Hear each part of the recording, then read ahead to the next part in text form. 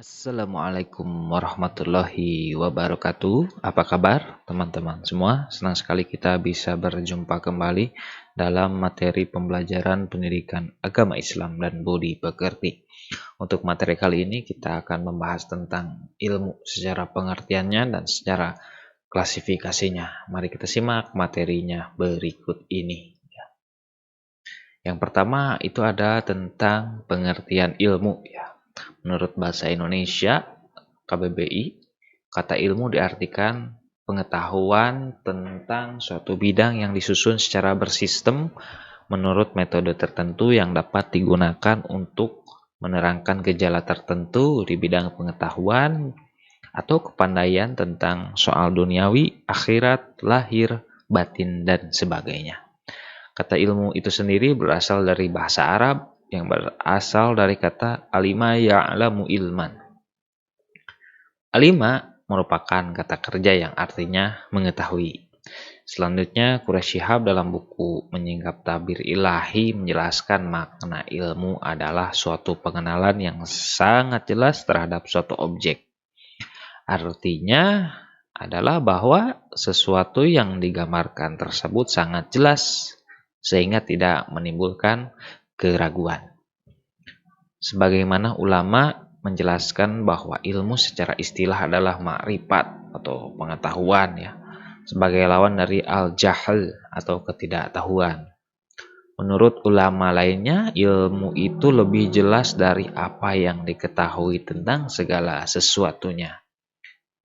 Ilmu yang dimaksud adalah ilmu syar'i, yaitu ilmu yang diturunkan oleh Allah Subhanahu wa taala kepada Rasul-Nya yang berupa keterangan dan petunjuk.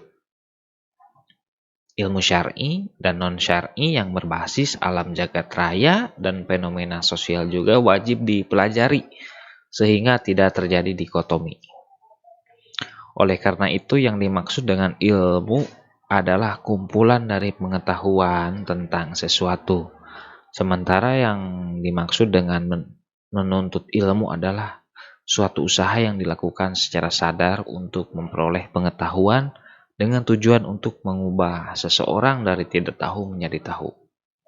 Mengubah perilaku ke arah yang lebih baik sehingga seseorang tersebut memiliki kecakapan bukan hanya bersifat intelektual, melainkan juga yang bersifat sosial dan religius. Karena pada dasarnya dengan memiliki ilmu menjadikan seseorang mendapatkan jalan untuk mendapat kebenaran. Sekarang klasifikasi ilmu dilihat dari hukum mempelajarinya ya.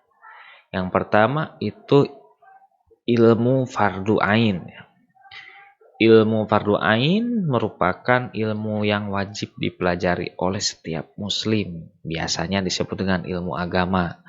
Ada 3 unsur utama dari agama yaitu akidah, syariat, dan akhlak. Seorang muslim wajib mengetahui yang berkaitan dengan rukun iman, rukun Islam, sehingga seseorang muslim mampu memahami dan melaksanakan amalan yang benar dalam kehidupan sehari-hari, baik yang terkait dengan Allah Subhanahu wa taala maupun yang terkait dengan manusia dan lingkungan. Seorang yang memahami dasar-dasar Islam dan keesaan Allah Subhanahu wa taala, esensi dari sifat-sifatnya atau tauhid, akan terhindar dari perilaku syirik. Seorang yang mengerti dan memahami ilmu Al-Quran akan mudah baginya membaca Al-Quran sesuai dengan kaidah tajwid, memahami arti dan kandungan isinya.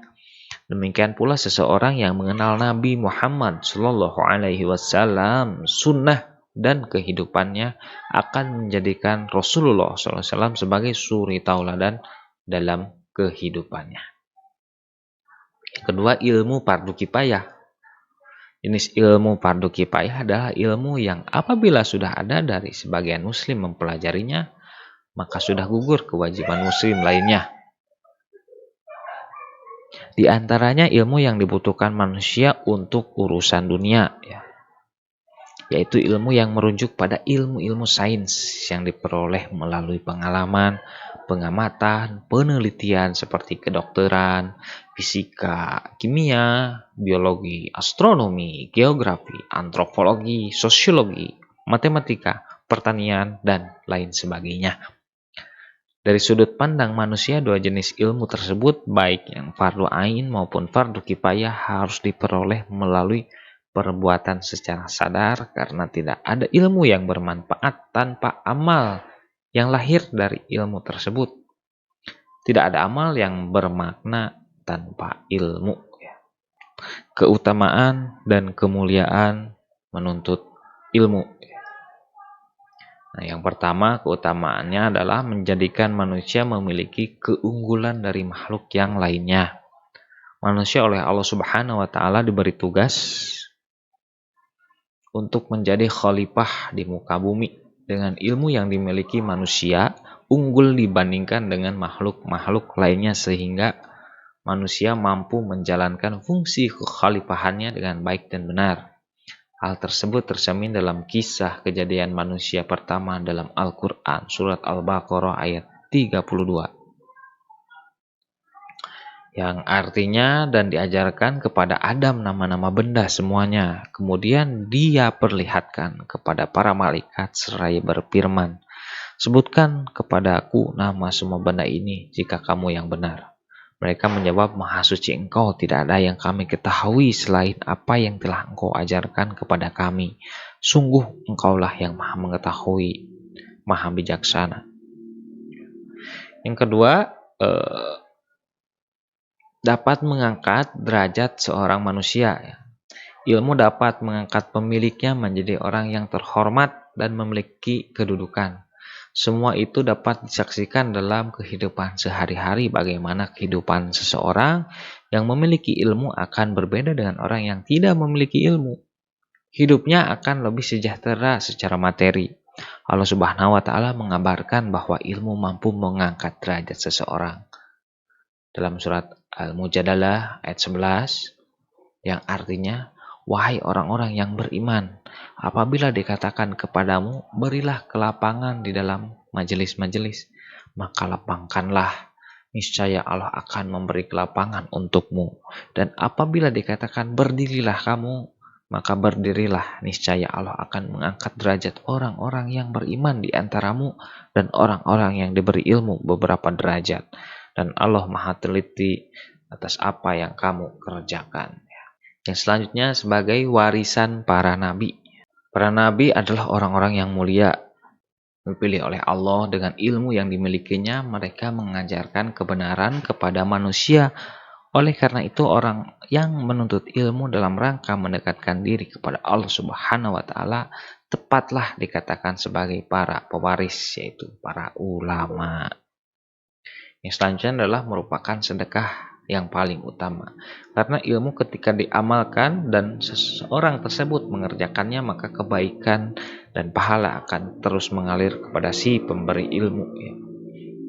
Utamanya seorang guru atau seorang mubaligh mempraktekkan atau mengajarkan tentang sholat atau tentang apapun tentang keilmuan, lalu si muridnya mengerjakan, maka si guru tersebut mendapatkan kebaikan dan pahala sedekah yang tidak terbatas kalau mengamalkannya dan mendapatkan pahala.